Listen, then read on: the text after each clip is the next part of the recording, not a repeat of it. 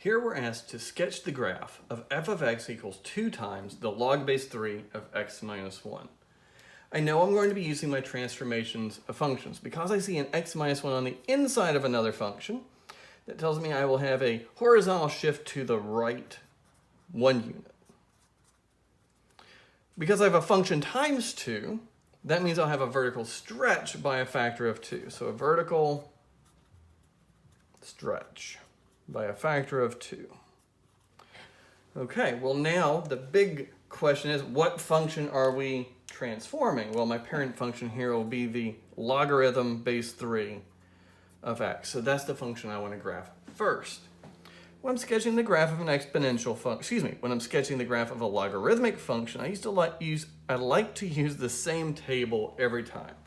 And the values I plug in for x are always the reciprocal of the base, because if I think about plugging in 1/3, well, 1/3 is 3 to the minus 1.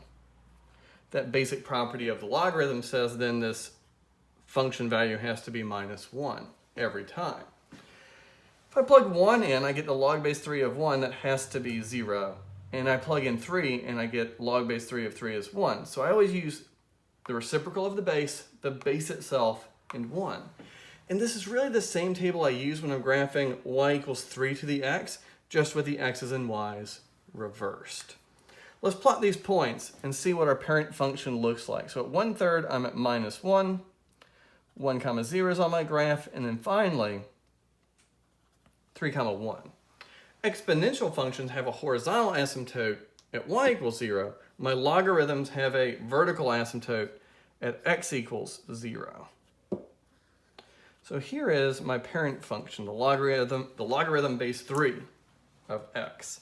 Now I just need to do my transformations of functions. So let's think about scooting everything to the right 1 unit. Well, the first thing I'm going to do is imagine that I move this vertical asymptote over 1 unit. That vertical asymptote is now going to be at x equals 1. Well, if I think about finding the domain of this function, I need the inside to be larger than 0. So x has to be bigger than 1, telling me that horizontal asymptote is going to keep my graph completely on the right-hand side. Since we have a vertical asymptote, we should always graph it so that we don't accidentally draw a function that looks like it goes too far and violates our domain restriction. All right, I want to go on and imagine graphing all these points 1 unit to the right. So I add 1 to 1/3, and I get about 4/3. And I get exactly 4/3, but when I plot it here, it's probably only an approximation. Move this point over here to 2, and finally this would be the point 4, 1. So here's the transform graph, but just with the shift to the right 1 unit. So what I need to do now is think about my vertical stretch and multiply all of the y values by 2. Well, this y value is at 1, minus 1. If I multiply it by 2, it would be at minus 2. The y value 0 stays at 0, and then this also gets stretched up. 1 times 2 is 2.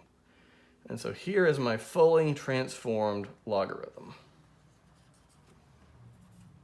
2 times the log base 3 of x minus 1. And that's my graph.